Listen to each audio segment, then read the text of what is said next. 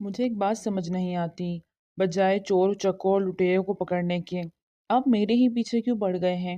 آپ کو اس کی اسپیشل تنخواہ ملتی ہے کیا؟ مومن نے اپنے بابا کو ہی مزے سے سنا دی۔ وہ اس کی بات سن کے تب گئے۔ مومن شاہ اپنے فضول باتوں کو اپنے تک رکھو اور میری بات کا سیدھا سیدھا جواب دو۔ آپ کیا سننا چاہتے ہیں؟ بتا دے، میں وہی بول دیتا ہوں۔ کان کھجاتا وہ ان کے صبر کو آزما رہا تھا۔ تم وہ کچھ کہتے کہ فون بج اٹھا۔ کال سنتے وہ مومن کو سخت گھوری سے بھی نواز رہے تھے، جو بس انہیں اگنور کر رہا تھا۔ ٹھیک ہے اب تم جاؤ، لیکن روز آ کے یہاں اپنی حاضری لگواؤ گے؟ انہوں نے حکمیہ لہجے میں کہا۔ جی بالکل، بہت بڑا گنڈا ہوں نا میں۔ مرڈر کیا ہے میں نے، قانون کو ہاتھ میں لیا ہے، دہشت گرد ہوں، اسی لائق ہوں میں۔ مومن کا دل سخت برا ہوا تھا۔ سختی اور دکھ سے کہتا وہ باہر نکلتا چلا گیا۔ کمشنر صاحب اس کی غصے والی طبیعت کی وجہ سے بہت پریشان تھے۔ پتھروں کے گرنے سے وہ اپنا دل بھی ڈوبتا محسوس کر رہی تھی۔ گاڑی کی ونڈ اسکرین ٹوٹ چکی تھی۔ وہ گاڑی سے باہر گری ایک پہاڑی پہ تھی۔ بامشکل خود کو سنبھالے وہ اٹھتے ہوئے یزدان کو تلاش کرنے لگی، لیکن یزدان اسے کہیں نظر نہ آیا۔ اس کے ماتھے پہ چوٹ لگی تھی، جہاں سے خون بہتا ایک لکیر کی صورت میں اس کے چہرے پہ بہتا جا رہا تھا، لیکن اسے پرواہ ہی کہاں تھی، اسے بس یزدان کو دیکھنا تھا۔ یزدان اونچی آواز میں چلائی تھی، لیکن کوئی جواب نہ آیا۔ یزدان، وہ پھر چاروں طرف دیکھتی پاگلوں کی طرح چلائی تھی۔ وہ ذہن پہ زور دینے لگی کہ یزدان کہاں گرا تھا۔ سب جگہ دیکھتی وہ اب واپس کھائی کی جانب بھاگی۔ وہاں اسے یزدان کی شرٹ کا ٹکڑا ملا۔ اسے اٹھاتی وہ چیخی تھی، روئی تھی۔ اس ٹکڑے کو اٹھائے وہ کھائی کی طرف دیکھتی روئی جا رہی تھی۔ اس کا یزدان اسے چھوڑ گیا تھا۔ ہمیشہ ہمیشہ کے لیے وہ اکیلی رہ گئی تھی۔ وہ بیٹھتی چلی گئی، رو رہی تھی، بلک رہی تھی، لیکن کوئی سننے والا نہ تھا۔ جو سننے والا تھا، اس کے آنسو صاف کرنے والا تھا، وہ جا چکا تھا۔ وہ اسے چھوڑ کے وہ ہچکیوں سے رو رہی تھی۔ لوگ وہاں اکٹھا ہونا شروع ہو گئے۔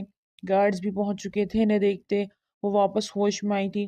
وہ وہاں نیچے، وہ یہاں، وہاں۔ انفال پاگلوں کی طرح بیہیو کر رہی تھی، کبھی نیچے کی طرف اشارہ کرتی، کبھی اپنے ہاتھوں کی طرف، اور اچانک سے اٹھتی کھائی کی طرف جانے لگی کہ دو عورتوں نے اسے پکڑ کے روکا۔ وہ خود کو چھڑا رہی تھی لیکن نہ چھڑا پائی۔ چیختے چیختے اس کا گلا ہی بند ہو چکا تھا۔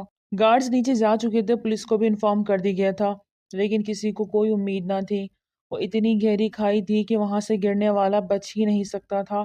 وہ روتے روتے گرتی اپنی حواس کھو گئی تھی۔ کیا ہوا؟ آپ ٹھیک ہے نا؟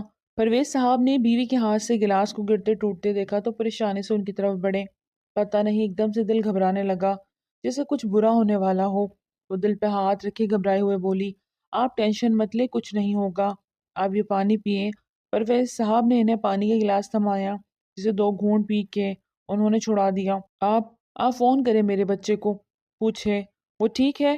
بیگم نے انہیں اصرار کیا تو وہ فون ملانے لگے۔ کال نہیں جا رہی تھی، شاید پہاڑی علاقہ ہے تو سگنل کا مسئلہ ہو۔ پرویز صاحب نے ان کو تسلی کروائی، اللہ کرے وہ ٹھیک ہو۔ بیگم کا دل کسی انہونی سے بری طرح گھبرا رہا تھا۔ زونی وہاں رہتے ہوئے فیٹ اپ ہو چکی تھی، نہ احسان کا کچھ پڑتا تھا نہ انفال کا۔ اس کا بس نہیں چل رہا تھا انہیں ڈھونڈ نکالے۔ کوشش تو وہ کافی کر چکی تھی، لیکن ابھی تک ناکام ہی تھی۔ ایسے میں بیل بجنے کی آواز پہ چوکی، لگتا ہے دونوں واپس آ گئے۔ اس کا دل دھڑکا اور فوراً سے اٹھی دروازہ کھولا، لیکن دروازہ کھولتے ہی سامنے جس ہستی کو کھڑا پایا، اس نے اس کے پیروں تلے سے زمین کھینچ لی۔ عادل تم؟ وہ ہکلائی تھی۔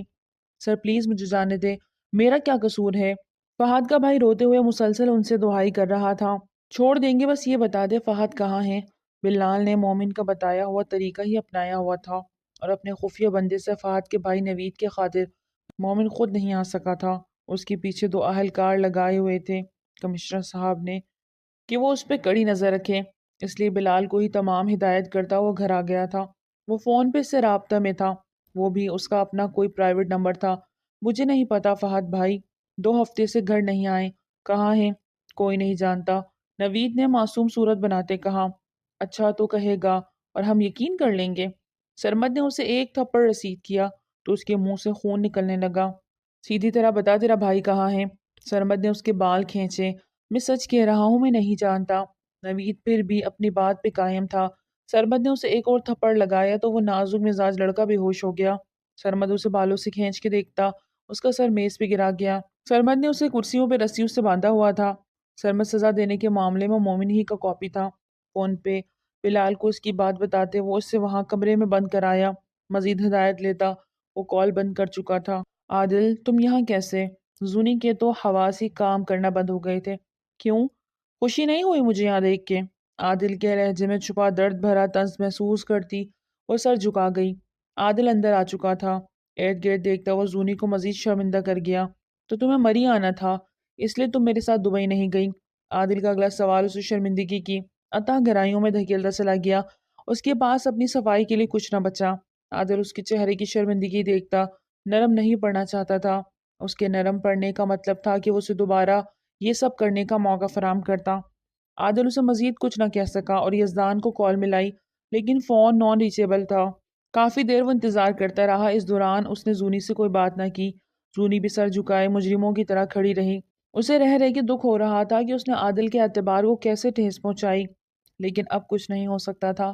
وہ یزدان کے نمبر پہ میسج چھوڑتا زونی کی طرف متوجہ ہوا۔ اپنا ضروری سامان لے لو، ہمیں ابھی نکلنا ہے، انتہائی سنجیدہ انداز میں کہتا وہ زینوں کو سہما گیا۔ زونی خاموشی سے اندر گئی اور اپنا بیگ میں کپڑے ڈالتی وہ باہر نکل آئی۔ عادل اسے دیکھتا دروازے کی جانب بڑھا۔ گاڑی میں خود ڈرائیونگ سیٹ پہ بیٹھتا وہ فرنٹ ڈور زونی کے لیے کھول چکا تھا۔ مری سے اسلام آباد وہ بائی روڈ جا رہا تھا۔ فراز کو وہ پہلے ہی روانہ کر چکا تھا کہ وہ ان کی مری سے لاہور کی سیٹیں بک کروا سکے۔ عبیر مسلسل انفال کو ہوش میں لانے کی کوشش کر رہی تھی لیکن اس کا بی پی خطرناک حد تک شوٹ کر گیا تھا۔ یزدان کے گارڈز، پولیس، اس کے دوست عارف صاحب سبھی دن سے اسے تلاش میں سرگردہ تھے لیکن شام کے گہرے ہوتے سائے بارش کے موسم نے انہیں ناکام کر دیا تھا۔ یزدان، انفال چیخ مارتے ہوئے اٹھی تھی۔ عبیر نے اسے سنبھالا تھا۔ پلیز سنبھالو خود کو۔ عبیر یزدان کی وجہ سے بھی دکھی تھی۔ دوسرا انفال کی حالت دیکھ اور زیادہ دکھ کر رہی تھی۔ یزدان، میرے یزدان، وہ کہاں ہیں؟ پلیز انہیں بلاؤ۔ انفال تڑپ رہی تھی لیکن عبیر کیا کرتی؟ بس اسے خود سے لگائی کسی طرح چپ کروانے کی صحیح کر رہی تھی جو بس بکھرتی جا رہی تھی۔ اسے رہ رہ کے یزدان کی یاد آ رہی تھی۔ اگر وہ نہیں تھا تو وہ کیوں تھی؟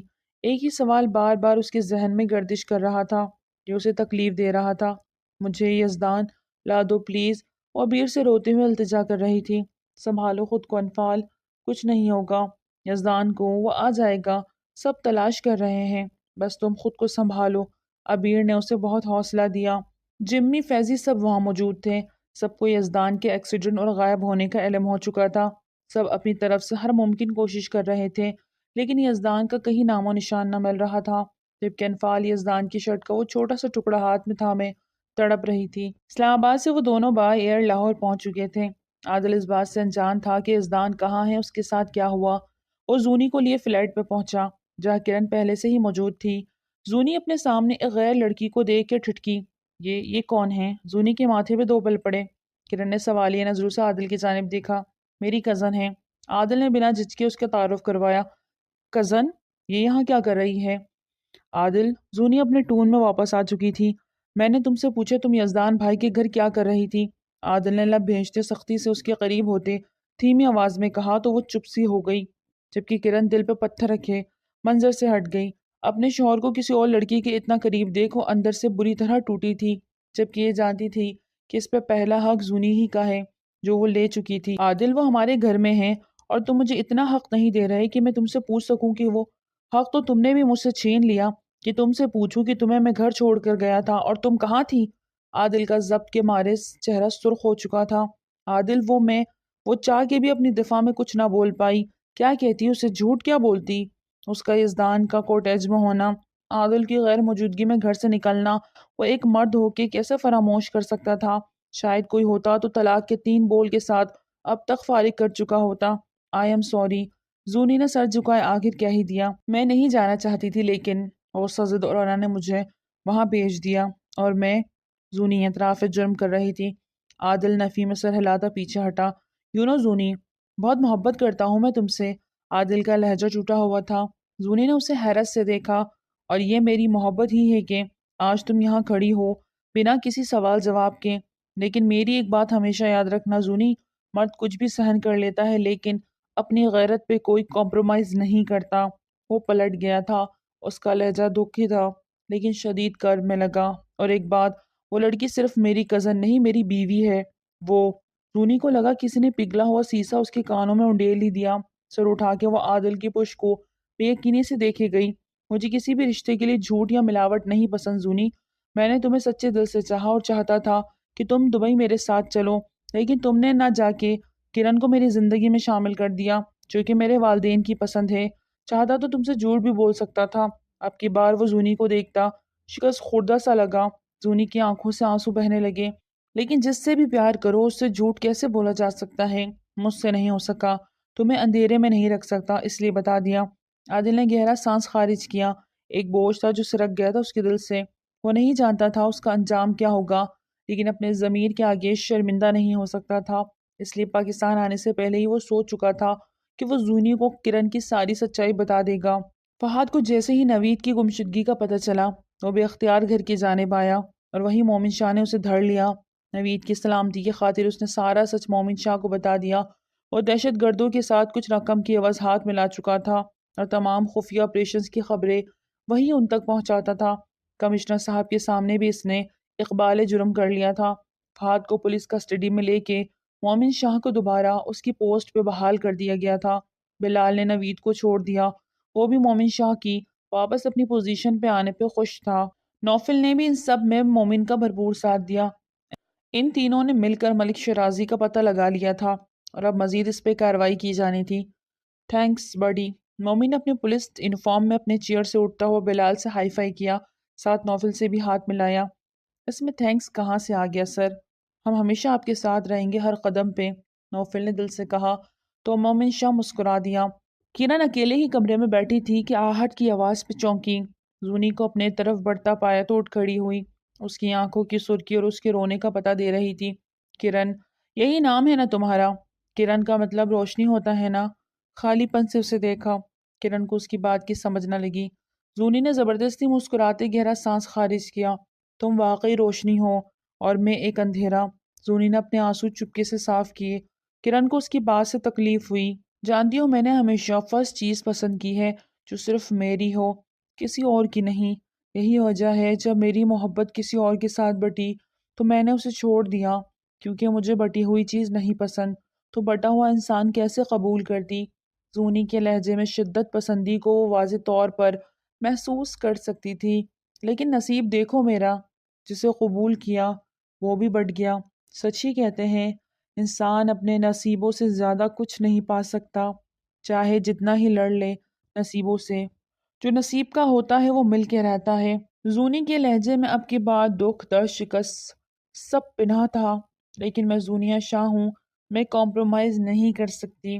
شاید میں ناشکری ہوں یا جو بھی کہہ لو، جو میرا ہے وہ صرف میرا ہے۔ زونی نے چہرہ اٹھا کے اسے دیکھتے کہا، اس کی نظروں میں چبھی تحریر کو وہ نہ سمجھ سکی۔ لیکن عادل میرا نہیں، اس نے تمہیں اپنی زندگی میں شامل کر کے مجھے احساس دلایا ہے کہ محبت وحبت کچھ نہیں ہوتی، بس ایک فریب ہے، دھوکہ ہے۔ زونی نے تنفس سے آنسو پونچھے۔ بے فکر رہو، میں جا رہی ہوں یہاں سے ہمیشہ کے لیے۔ میری بات سنیں پلیز، اتنی بڑی سزا مت دے عادل کو، وہ بہت محبت کرتے ہیں آپ سے۔ کرن اس کے راستے میں حائل ہوئی۔ مجھ سے شادی صرف ایک مجبوری تھی، ان کے والدین نے ان پہ دباؤ ڈالا تھا۔ انہوں نے صاف صاف کہہ دیا تھا کہ ان کی زندگی میں صرف آپ رہیں گی، پلیز ان سے دور مت جائیں۔ کرن رو دی۔ تم اس کی بیوی ہو، یہ بات میں کیسے بھولوں؟ تم سوتن ہو میری، میں کیسے فراموش کر دوں؟ زونی نے تیز لہجے میں پوچھا۔ میں ان سے دور چلی جاؤں گی، آپ دونوں کے بیچ میں نہیں آؤں گی، کرن نے پل میں فیصلہ کیا تھا۔ اچھا، اور تمہیں لگتا ہے کہ میں مان جاؤں گی؟ دیکھو کرن، مجھے بٹا ہوا شخص نہیں چاہیے، ہرگز نہیں، اس لیے تمہیں کوئی بھی قربانی دینے کی کوئی ضرورت نہیں۔ نہیں آپ پلیز۔ زونی نے اسے نظر انداز کیا اور باہر کی جانب قدم بڑھائے جہاں عادل اسے بیگ لے کے جاتا دیکھتا ٹھٹکا تھا۔ عادل پلیز زونی کو روکیے، وہ جا رہی ہے، انہیں بتائیں ہمارے بیچ کچھ نہیں سوائے ایک نکاح کے رشتے کے۔ کرن نے تڑپ کر کہا، نکاح کوئی اہم رشتہ نہیں تمہارے لیے کرن۔ عادل نے غصے سے اسے بازو سے پکڑ کے جھنجھوڑا۔ عادل، جس رشتے میں محبت نہیں وہ کہاں پائیدار ہو سکتا ہے؟ کرن کے سوال پہ وہ لب بھینچ گیا۔ محرم ہوں تمہارا اور تم کہہ رہی ہو محبت نہیں؟ وہ غرایا تھا اور یہی بس زونی کی بس ہوئی تھی اور بیگ اٹھاتے وہ باہر کی جانب بڑھی۔ اندر جاؤ کرن، عادل نے اسے پھر سے لب کھولتے دیکھ اندر جانے کا کہا۔ وہ زونی کو جاتا دیکھ عسیس بھرے انداز میں ایک نظر عادل کو دیکھتی انہی قدموں پہ اندر کی جانب بڑھ گئی۔ اس کے اندر جاتے ہی عادل نے باہر کا رخ کیا۔ اور زونی کا ہاتھ تھامتا اسے کھینچنے والے انداز میں اندر لے کے آیا۔ وہ اپنا ہاتھ چھڑاتی رہ گئی، لیکن اس نے اس کمرے میں لا کے ہی دم لیا۔ خبردار، جو ایک قدم بھی تم نے باہر نکالا ورنہ مجھ سے برا کوئی نہیں ہوگا۔ عادل نے انتہائی غصے سے زونے سے مخاطب ہوا تو وہ بپر گئی۔ تم ہوتے کون ہو مجھے روکنے والے؟ دوسری شادی کر کے آئے ہو، مجھ پہ اپنا حق کھو چکے ہو عادل، سمجھے تم؟ زونی بھی اس کے مقابل کھڑی ہوتی اونچی آواز میں بولی، تم پہ حق جتایا ہی کب ہے میں نے؟ ہاں؟ ماتھے پہ بل ڈالے وہ اس کے قریب آیا۔ نہیں، تم کچھ بھی کہہ لو، میں یہاں نہیں رکنے والی۔ تم سوچ بھی کیسے سکتے ہو ایک ہی گھر میں دو بیویوں کو ساتھ رکھنے کا؟ زونی نے اپنا سر پکڑا۔ نہیں رکھوں گا ایک ساتھ، لیکن تم فی الحال یہیں رہو، کہیں نہیں جاؤ گی۔ عادل نے حتی الامکان لہجہ دھیما رکھا۔ عادل، تم سمجھ کیوں نہیں رہے؟ میں نہیں سہن کر پا رہی، میں نے بھی تو سہن کیا ہے، تم بھی کرو۔ تمہیں اپنے نکاح میں لیے اپنا محرم بنایا ہے اور تم میری اجازت کے بنا گھر سے چلی گئی، اور واپس آ کے میں نے تمہیں ایک نامحرم کے گھر پہ پایا۔ کیا کہوں میں اسے؟ کیا یہ میری برداشت نہیں؟ عادل پھٹ پڑا۔ زونی ایک پل کو سہم گئی۔ میں معافی مانگ چکی ہوں، لیکن اس کا مطلب یہ تو نہیں کہ اس بات کو اوپر رکھ کے تم خود کو ڈیفینڈ کرو۔ تم نے تو کہا تھا کہ تم مجھ سے محبت کرتے ہو، پھر یہ کیسی محبت ہے جو تم کسی اور کے ہو گئے؟ زونی نے دکھ سے کہا، جب آپ کے اپنے جذبوں میں کھوٹ ہو تو آپ سامنے والے کو الزام نہیں دے سکتے۔ عادل نے اسے آئینہ دکھایا تو وہ چپ ہی رہ گئی، خالی نظروں سے وہ اسے دیکھتی سر جھکا گئی۔ کیا واقعی اس کے جذبوں میں کھوٹ تھا؟ زونی، فی الحال میرے لیے مشکلات پیدا مت کرو، میں پہلے ہی بہت پریشان ہوں، مجھے تھوڑا سکون کر لینے دو پلیز، اٹس اے ریکویسٹ۔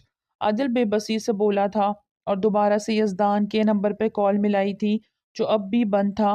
اس کے پاس اور کسی کا نمبر بھی تو نہ تھا کہ وہ فون کر کے یزدان کا پوچھ سکتا۔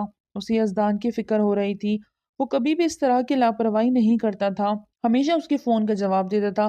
تھک ہار کر اس نے فراز کو کال ملا کے پتہ کرنے کا کہا، مجھے جلد از جلد پتہ کر کے بتاؤ، چاہے اس کے لیے تمہیں ابھی مری کیوں نہ جانا پڑے۔ عادل سے مری کا نام سنتے زونی چونکی تھی۔ وہ کس کا پتہ لگوا رہا تھا؟ زونی کو سمجھ نہ لگی۔ سر جھٹکتا وہ باہر جا چکا تھا، جبکہ زونی آنکھیں بند کی اپنے آنسو اپنے اندر اتارنے لگی۔ سوتن کا وجود وہ برداشت نہیں کر سکتی تھی، لیکن اللہ نے اس کے نصیب میں سوتن لکھ دی تھی اور وہ چاہ کے بھی کچھ نہ کر سکی۔ 3 دن ہو گئے تھے وہ وہیں ابیر کے پاس تھی۔ ابیر اس کا بہت خیال رکھ رہی تھی، لیکن وہ بالکل گمسم سی ہو گئی، اسے کوئی ہوش نہ تھا کہ وہ کہاں ہیں۔ عادل کو بھی یزدان کی گمشدگی کا علم ہو چکا تھا، وہ پھر سے مری پہنچ چکا تھا۔ اسے انفال کی حالت دیکھ بہت دکھ ہو رہا تھا۔ پولیس آفیسر نے اب امید چھوڑ دی تھی، انہوں نے اس علاقے کا چپت چپت چھان مارا تھا، لیکن کہیں بھی یزدان کی موجودگی کا پتہ نہ چلا۔ اب یہی سچ مان لیا گیا کہ وہ گہری کھائی میں گر گیا، جہاں کوئی نہیں جا سکتا تھا، کیونکہ وہاں سے گرنے والا کوئی بچ ہی نہیں سکتا۔ انفال کو یقین نہ تھا کہ یزدان اس سے اللہ نے چھین لیا۔ ابھی تو اس نے یزدان کے ساتھ جینا سیکھا تھا، پھر کیسے اتنی جلدی وہ اس سے دور جا سکتا؟ اس کا دل یہ ماننے کو تیار ہی نہ تھا کہ یزدان اس دنیا میں نہیں رہا۔ وہ تل تل مر رہی تھی، لیکن وہ کچھ بھی نہیں کر سکتی تھی، بس اپنی بے بسی پہ آنسو بہاتی رہی۔ عادل اسے واپس لے کے جانا چاہتا تھا، اب وہاں ایسا کچھ نہ تھا کہ وہ وہاں رکتے، لیکن انفال کی وہی رٹ، یزدان کے بنا نہیں جاؤں گی، اور وہ یزدان کو کہاں سے لاتے؟ ابھی تک گھر میں بھی کسی کو اطلاع نہیں دی گئی تھی۔ عادل کو رہ رہ کے یزدان کے والدین کا دکھ ہو رہا تھا۔ پہلے سعد نے انہیں زندہ درگور کر دیا اور اب یزدان بھی انہیں داغِ مغارفت دے گیا، وہ کیسے برداشت کر پائیں گے؟ عادل زبردستی انفال کو ساتھ لے آیا۔ سارے راستے وہ بس سڑک کو دیکھتی رہی کہ کسی سڑک کے کنارے اسے یزدان نظر آ جائے، لیکن سب اس کی خام خیالی ہی ثابت ہوئی تھی، اور وہ اسلام آباد پہنچ گئے تھے۔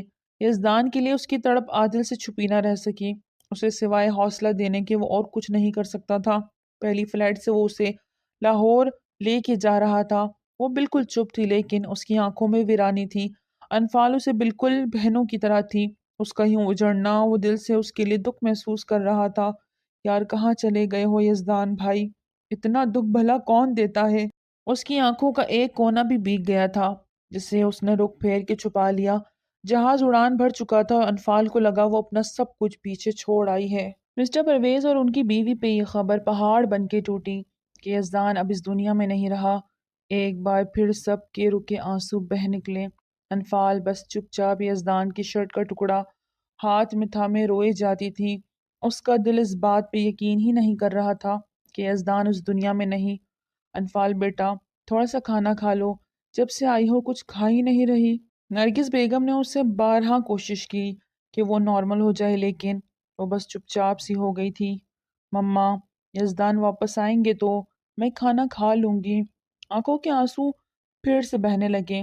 بیٹا جو اس دنیا سے چلے جائے وہ نہیں۔ نرگس بیگم بری طرح رو دی۔ انفال خود کو بھول کے انہیں سنبھالنے لگی۔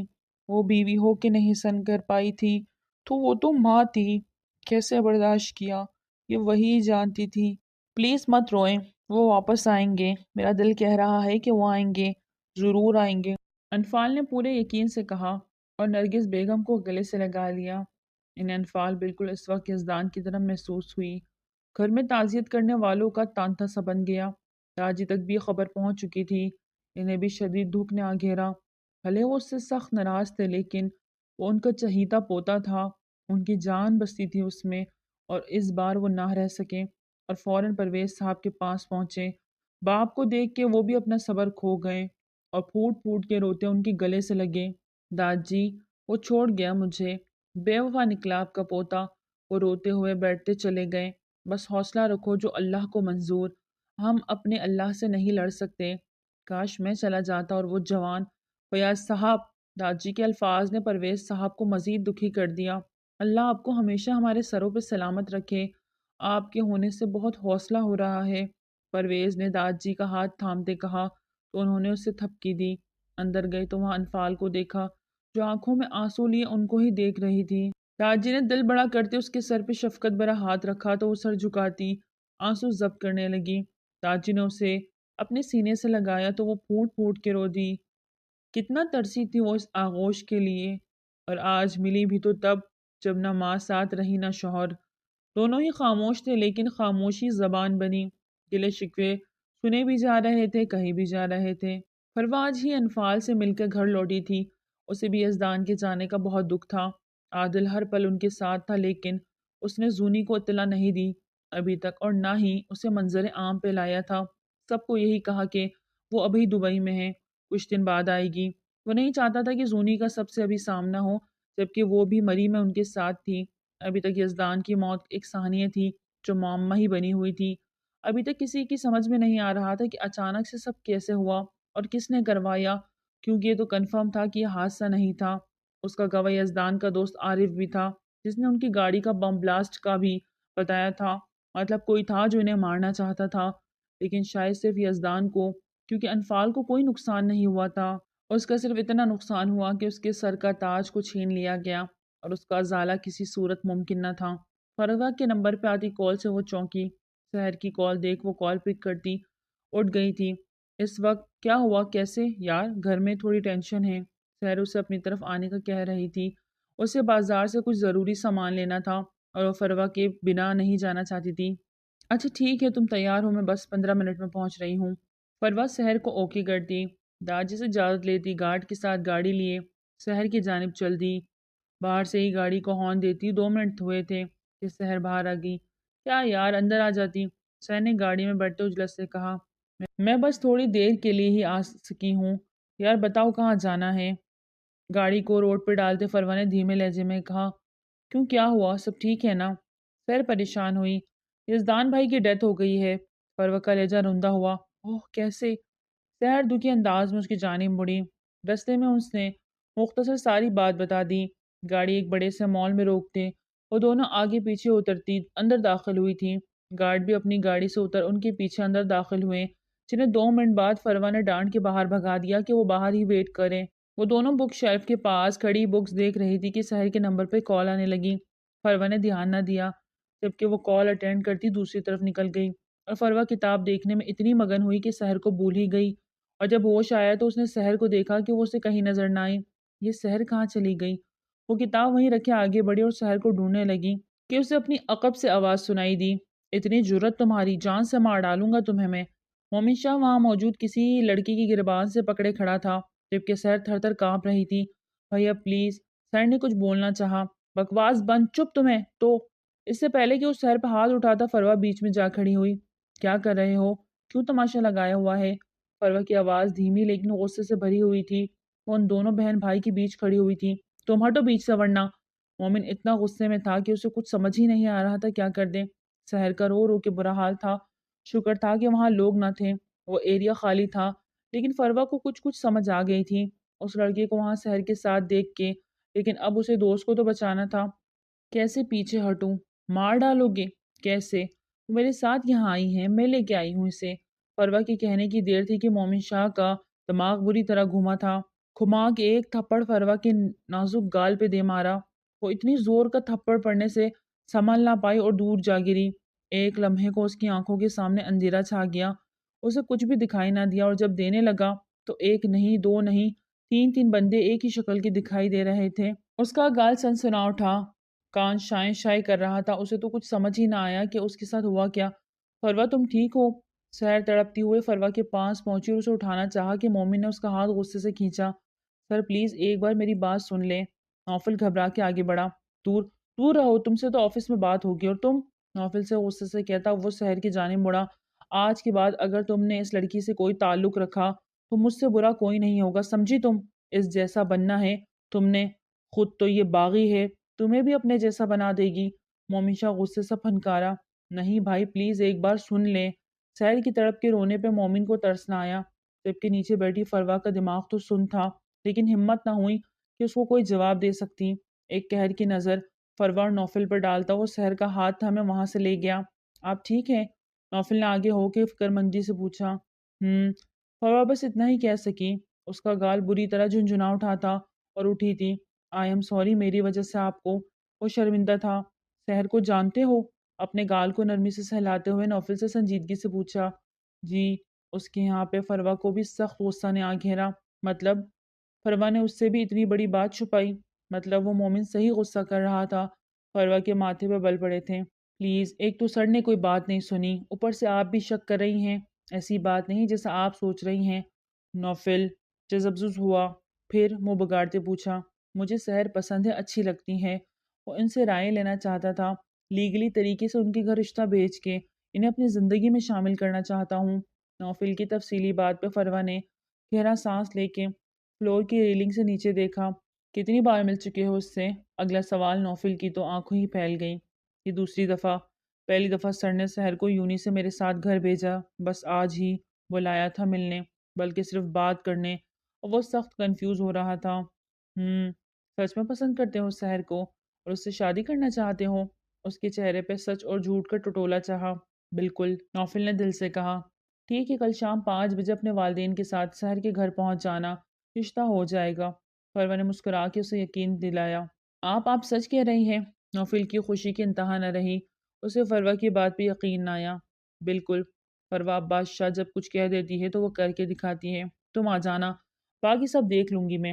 فروا نے اسے فخر سے کہا۔ سر مومن وہ؟ نوفل کو ایک مومن کی پریشانی ہوئی۔ اسے بھی دیکھ لوں گی، ڈونٹ وری۔ اپنا گال سلاتے آنکھیں چھوٹی کرتے وہ کچھ سوچتے بولی تھی۔ Please I am so sorry, میری وجہ سے آپ کو سر نے۔ نوفل پھر سے شرمندہ ہونے لگا۔ تم کیوں سوری بول رہے ہو؟ تم جاؤ اور کل سحر کے گھر آنے کی تیاری کرو۔ اوکے بائے، کل ملاقات ہوگی۔ فروا سے بائے کہتی وہاں سے نکل گئی، جبکہ نوفل کل کی پلاننگ کرنے لگا۔ اسے پہلی نظر میں سحر اچھی لگی تھی، اور اسی وقت اس کے دل نے اس کے لیے اوکے کا سگنل دیا۔ اس سے فون کا نمبر ایکسچینج ہوا تھا۔ سحر سے بہانے سے وہ نمبر لے چکا تھا۔ اس سے 1 یا 2 بار فون پہ بات کی۔ وہ مومن کی وجہ سے اس پہ بھروسہ کر رہی تھی، اور اسے بھی نوفل اچھا لگا تھا۔ آج اس نے ضروری بات کرنے کے لیے اسے بلایا تھا کہ وہ اس کے گھر رشتہ بھیجنا چاہتا ہے، لیکن اس سے پہلے ہی اس کی رضامندی جاننا چاہتا تھا۔ اس سے پہلے کہ کوئی بات ہو پاتی، مومن نے وہاں کے سب بگاڑ دیا۔ مومن اتنے غصے میں گاڑی ڈرائیو کرتا گھر پہنچا جب کوئی جگہ ایکسیڈنٹ ہوتے ہوتے بچا۔ سحر بس چپ ڈری سہمی رہی، سارے رستے کچھ نہ بولی۔ گھر کے اندر وہ اسے بازو سے پکڑ کے کھینچتا لایا۔ کیا ہوا مومن؟ پروین بیگم نے اسے غصے سے سحر کے اندر لاتے دیکھا تو پریشانی سے باہر آئی۔ سنبھال کے رکھیں اسے، ورنہ مر جائے گی یہ میرے ہاتھ سے۔ مومن غصے سے پھنکارا تھا۔ پروین بیگم نے روتی ہوئی سحر کو گلے سے لگایا۔ ہوا کیا ہے؟ کچھ تو پتہ چلے انہیں۔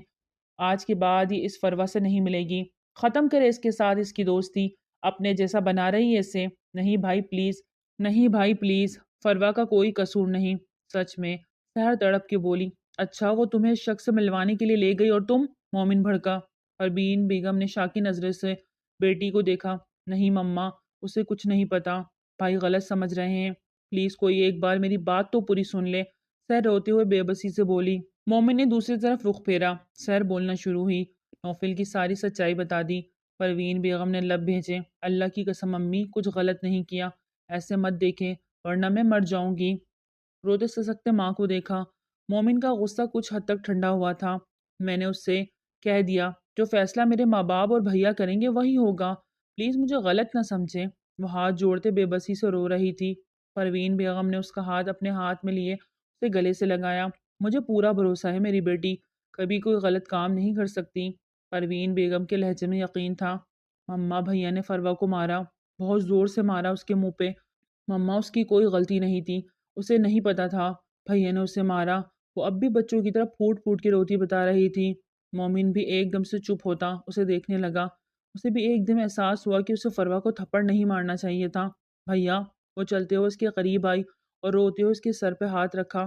میں آپ کی قسم کھا کر کہتی ہوں فروا بے قصور ہے، اسے کچھ پتا نہ تھا، اور میں کیوں گئی میں نے آج بتا دیا۔ آج کے بعد کبھی ایسا نہیں کروں گی، پکا والا وعدہ۔ مومن نے اسے روتے صفائی دیتے دیکھا تو شرمندہ ہوتے گلے سے لگا لیا۔ وہ اور زیادہ رو دی۔ شی بس رونا نہیں، اسے چپ کرواتے وہ اب ایک بھائی ہی لگا۔ پروین صاحب نے اسے شاک کی نظروں سے دیکھا۔ ان کے بیٹے میں انتہا کا غصہ بھرا ہوا تھا جس سے وہ اکثر خائف ہی رہتی تھی۔ چہرہ چھپا کے وہ گھر داخل ہوئی تو پتہ چلا عادل اور داجی ازدان کے گھر گئے ہیں، تو اپنے روم کی طرف بڑھ گئی۔ دروازہ لاک کیا اور آئینے میں اپنا سوجا ہوا گال دیکھا جس میں 5 انگلیوں کے نشان تھے۔ اوہ ظالم انسان، کتنا بھاری ہاتھ ہے اس کا۔ اپنے گال پہ ہاتھ پھیرتے وہ منہ بنا کے بڑبڑائی، بھلا کوئی لڑکی کو اتنے زور کا مارتا ہے کیا؟ مجرموں کی طرح ٹریٹ کیا مجھے، چھوڑوں گی نہیں ایس پی مومن شاہ، سوز سمیت بدلہ لوں گی۔ دانت کچکچاتے وہ باتھ روم کی جانب بڑھی اور ٹھنڈے پانی کی چھینٹے مارے۔ گال جل رہا تھا، ٹھنڈا پانی ڈالنے سے کچھ پل سکون آیا۔ گیلے ٹاول سے گال کو سلاتے واپس آئینے کے سامنے جا کھڑی ہوئی۔ بدتمیز الو کا، ڈفر جلاد وحشی جندیو کہیں کا، اپنے ہاتھ کا پتہ نہیں اور مجھ نازک پہ ہاتھ اٹھایا۔ اپنے گال کی سوجن کو دیکھتے بے اختیاری آنکھیں پانیوں سے بھیگ گئیں۔ اسی لمحے موبائل پہ آتی کال دیکھتی وہ بیٹھ کے جانب بڑی۔ سحر کالنگ۔ اس نے منہ بنایا اور کال پک نہ کی۔ ایک بار 2 بار 3 بار کال آتی ہی جا رہی تھی۔ مجبوراً کال اٹھا لی۔ اب کیا ہے، کیوں رابطہ کر رہی ہو؟ اپنے بھائی کی بات نہیں سنی تم نے؟ مجھے اسی لڑکی سے کوئی رابطہ نہیں رکھنا۔ فروا کا لہجہ تلخ تھا۔ فروا پلیز مجھے معاف کر دو، سب میری غلطی ہے، میری وجہ سے بھائی نے تم پہ۔ وہ رو رہی تھی۔ تو کیا کروں اب؟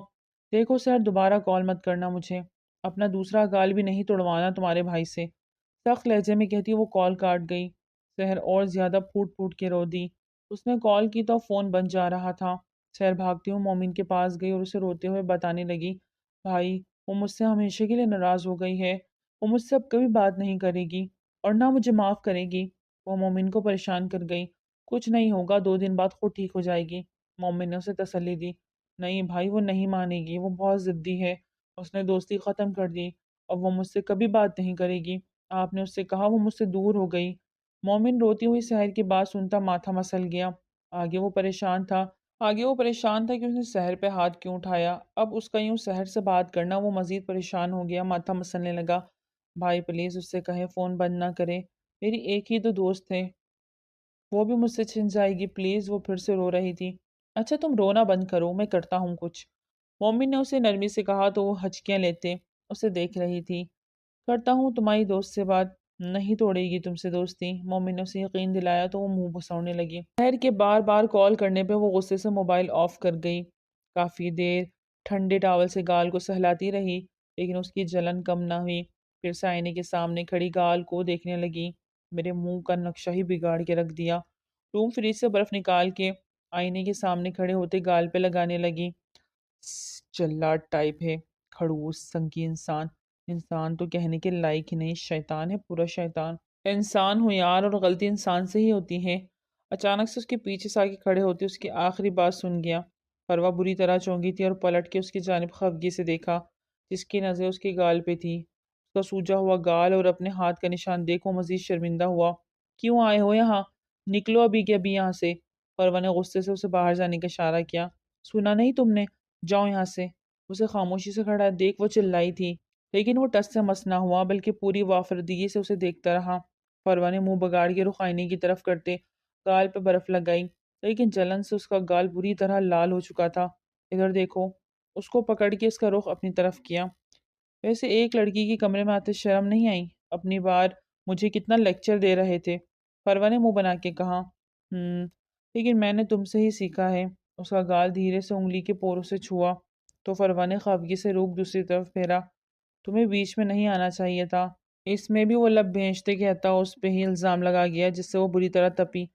صحیح ہے، بالکل ٹھیک کہا، ساری غلطی میری ہے۔ اب کی بار وہ وہاں سے ہٹنے لگی کہ مومن نے اس کی کلائی پکڑ کے روکا۔ نہیں میری ہے، میں مانتا ہوں مجھے ہاتھ نہیں اٹھانا چاہیے تھا، غلط کیا میں نے، آئی ایم سوری۔ بالآخر مومن شاہ زندگی کا مشکل ترین کام کر ہی گیا۔ اوہ ریئلی، آپ سوری بول رہے ہیں؟ ایس پی مومن شاہ فروا عباس شاہ کو سوری بول رہے ہیں؟ فروا نے سینے پہ ہاتھ باندھے طنزی انداز میں کہتے سر جھٹکا۔ ہاں کہہ رہا ہوں، میں نے تم پہ ہاتھ اٹھایا، مجھے کوئی حق نہیں تھا۔ اچھا اگر حق ہوتا تو اٹھاتے؟ فروا نے اس کے چہرے کو باغور دیکھا۔ پل بھر کو دونوں کی نظریں ملی تھی۔ مومن شاہ کی ایک ہارٹ بیٹ مس ہوئی۔ وہ بالکل بھی روئی نہیں تھی، نہ ہی کوئی معصوم شکل بنا کے مومن کی ہمدردی بٹوری تھی۔ وہ ہمیشہ مومن کو مضبوط ہی دکھی تھی، کبھی نہیں۔ اس کی آنکھوں میں جھانکتے بے اختیاری ہی زبان پسلی۔ مومن نے سر جھٹک کے ادھر ادھر دیکھا، جسے اپنی ہی کہی بات پہ وہ اسے ٹالنے لگا۔ فروا کے چہرے پہ ایک پیاری سی مسکان سجی تھی، لیکن وہ رخ پھیر کے چھپا گئی۔ اچھا اگر تم معافی مانگ رہے ہو تو ایک شرط پہ معاف کروں گی۔ فروا فوراً اپنے مدعے پہ آئی۔ کیا؟ مومن نے بھوے اچکاتے اس کے برجستہ پوچھا۔ تمہیں اگر معافی چاہیے تو پہلے میری ایک بات ماننی ہوگی۔ فروا کے چہرے پہ ایک چمک ابھری تھی۔ کون سی بات؟ مومن کے کان کھڑے ہوئے۔ تم سحر اور نوفل کا رشتہ پکا کر دو۔ فروا کی بات پہ ایک لمحے کو اس کے چہرے کے زاویے بگڑے، جو فروا نے بہت سہولت سے دیکھے۔ دیکھو ایس پی، بھڑکنے کی ضرورت نہیں، میری پہلے پوری بات سن لو۔ فروا نے اسے ماتھے پہ بل ڈالتے دیکھا تو جھٹ سے بولی۔ فروا نے اسے مختصر دونوں کے بیچ کی بات بتائی۔ پلیز مومن، نوفل سچ میں سحر کو پسند کرتا ہے اور اپنے والدین کو بھیجنا چاہتا ہے، بس تم سے ڈرتا ہے۔ اب تم اوکے کرو تو وہ کل ہی رشتہ لے آئے۔ فروا نے اسے پلاننگ بتائی۔ کتنا جانتی ہو نوفل کو؟ کتنا جانتی ہو نوفل کو؟ بہت ہی سنجیدہ انداز میں اس کے چہرے کو جانچتے ہوئے پوچھا۔ بالکل بھی نہیں، لیکن مجھے اس کی آنکھوں میں سحر کے لیے سچے جذبات نظر آئے۔ اتنی پرکھ ہے مجھ میں، فروا نے فخر سے کہا۔ مومن نے نفی میں سر ہلایا، جیسے یہ نہیں سدھرے گی۔ اب دیکھو تم نے ماننی ہے میری بات، فروا نے زور دے کے کہا، اور اگر نہ مانوں تو؟ مومن نے دانت کچکچاتے ہوئے کہا، پھر میں معاف نہیں کروں گی۔ فروا نے بھی اس کے انداز میں جواب دیا۔ مومن نے گہرا سانس خارج کیا اور واپسی کے لیے مڑ گیا کہ فروا نے اس کا بازو تھاما۔ وہ رکا، اپنے بازو پہ دھرا اس کا ہاتھ دیکھا۔ جواب دیے بنا نہیں جا سکتے۔ فروا نے بہت مان سے روکا تھا۔ ٹھیک ہے، سوچتا ہوں اس بارے میں، مومن نے دھیرے سے کہا۔ سچ میں؟ فروا کو انتہا کی خوشی ہوئی۔ اس کا بس نہیں چل رہا تھا کہ وہ بھنگڑے ڈالے، مومن کو گلے سے لگا لے، لیکن بامشکل خود پہ قابو کیا۔ تھینک یو سو مچ، فروا نے دل سے کہا۔ مومن کا ہاتھ دوبارہ اس کے گال پہ جا ٹھہرا۔ اسے ابھی بھی اپنے آپ پہ غصہ آ رہا تھا۔ اس کا سجا ہوا گال مومن کو بالکل بھی نہیں اچھا لگ رہا تھا۔ ڈونٹ وری، ٹھیک ہو جائے گا کل تک۔ فروا نے مسکرا کے اس کی گرد کم کرنا چاہا۔ سرا اس بات میں ہلاتا وہ مزید نہیں رک سکا اور چلا گیا، جبکہ اس کے جانے کے بعد فروا نے خوش ہوتے بیڈ پہ جم لگاتے بیٹھی۔ چلو سحر کی بچی، تمہاری نैیا تو پار لگی۔ خوشی سے پھولے نہ سما رہی تھی۔ مومن اتنی جلدی مان جائے گا، اسے یقین نہیں آ رہا تھا۔ فون آن کیا، سحر کی بہت ساری مس کال تھی اور میسیجز تھے۔ وہ اسے فون کرنے لگی کہ پھر موبائل سائڈ پہ رکھا۔ کل بات کروں گی، آج تھوڑا تڑپ لو میری جان، کہتے ہوئے ہوٹی اور کچن کا رخ کیا۔ اب اسے شدید بھوک کا احساس جاگا۔ نانی ویڈیو اچھی لگے تو لائک کریں، چینل کو سبسکرائب کریں، اور کیسی لگی کامنٹ میں اپنی رائے کا اظہار ضرور کریں۔